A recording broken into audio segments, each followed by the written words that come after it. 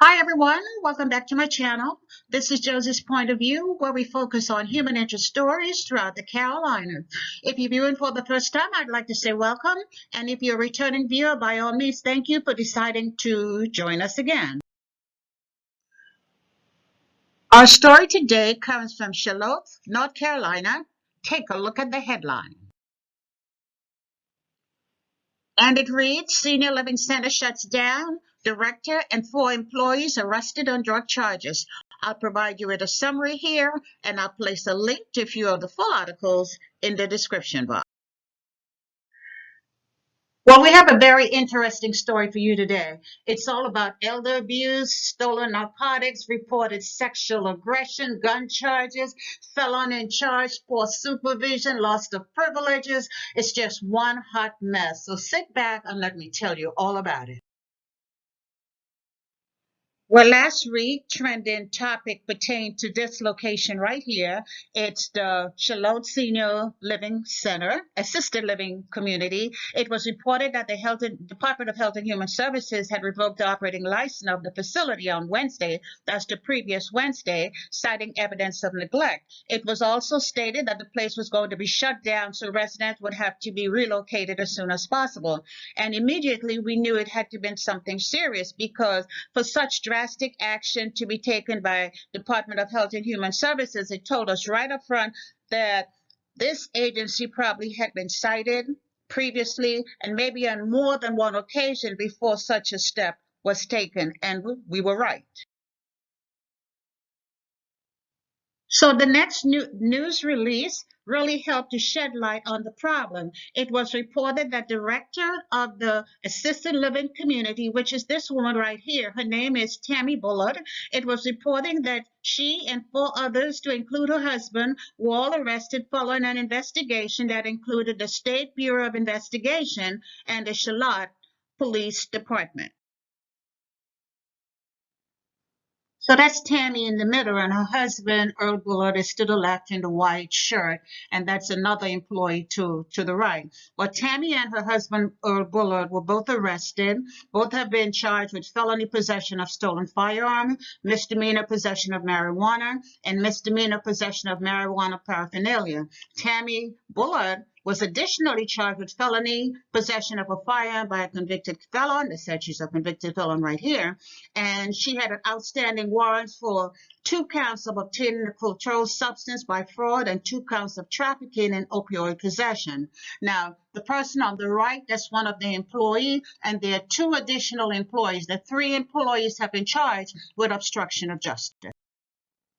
And so you just heard me say not once, but twice a few minutes ago that the director of the facility, Tammy Bullard, is a convicted felon. And if you're asking how in the world is a convicted felon working as the director of the facility, that's a very good question, because she had to have undergone a background check. I mean, that's a requirement for the job. So there's some questions that the individuals who own that facility, there's some questions they need to answer.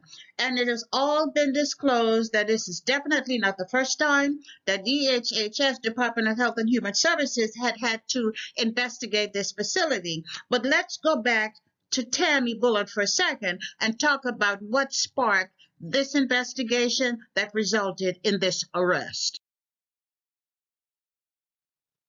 So it all dates back to January the 3rd of this year. That's when Tammy Bullard, the facility director, reported that someone had smashed the window and had broken in and had stolen pills from the medication cart. Approximately 3,700 unit doses of controlled substances were reported missing, including 420 half milligrams of Xanax pills, 450 oxycodone pills of varying strength, 720 lorazepam pills, 840 Clonopin pills of varying strength, 10 fentanyl patches, 570 50 milligram tablets of tramadol, 60 50 milligram doses of morphine, and some other drugs. And that's when the State Bureau of Investigation also got involved. And on the 19th of February, the Department of Health and Human Services began its own investigation. Now, as I previously mentioned, it was reported that Tammy had problems with the law before. It was stated that Tammy had been in charge of another facility in Laurinburg, North Carolina in 2017, and she had been arrested and charged with drug crimes at that facility. So it makes you wonder how a person who was charged with drug crimes in one location in North Carolina can move to another location, still in North Carolina, and then put in charge of another facility, and now they're being charged with drug crimes here too. It seems like the group who owns this Charlotte assisted living community, it does seem as if they have some explaining to do, because it does make you wonder whether or not they actually did a background check on this individual. And if you look at DHHS website, it shows that a background check is a requirement for this job. So really, they've got some explaining to do.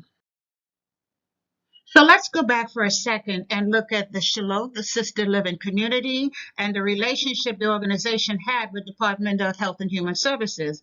To say it's been rocky is an understatement. According to reports from various news sources, the facility had received a total of 7 ratings that were between 0 and 2.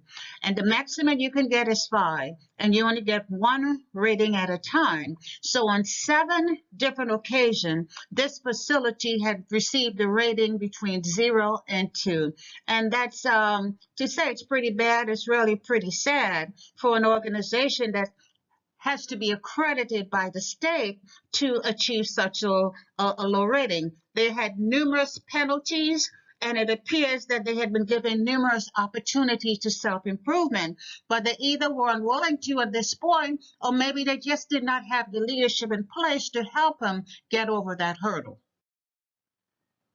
So after numerous visits and numerous citations and numerous penalties, I guess Department of Health and Human Services was essentially fed up. And this last instance from January, where the cabinet with all the narcotics were apparently stolen, I guess that apparently was the last straw, and DHHS decided they had had enough and made a decision to permanently close the facility. And now that you understand the things that transpired, and I'm not even mentioning the citations and the list of problems here. They're too gross to even mention. I think if you're interested, go back. You're free to go back and look at some of the supporting document that I have provided. But now it paints a clearer picture as to why Department of Health and Human Services decided that it was time to permanently close this facility. So it's just a matter of following up on the outcome of this case. But let me recap. Tammy and her husband, Earl Bullard, has been charged with felony possession of a stolen firearm, misdemeanor possession of marijuana, and misdemeanor possession of marijuana paraphernalia.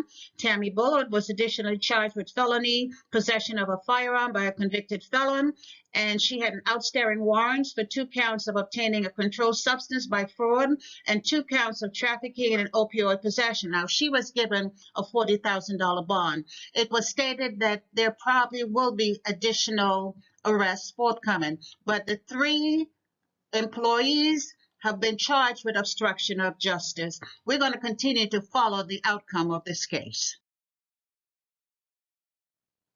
And that's all I have for you right now. Feel free to leave me a comment and let me know what you think about this story. And by all means, feel free to like and to share this video. And if you haven't done so already, I want to invite you to subscribe to my channel by clicking on that red subscribe button on the bottom right-hand corner of your screen.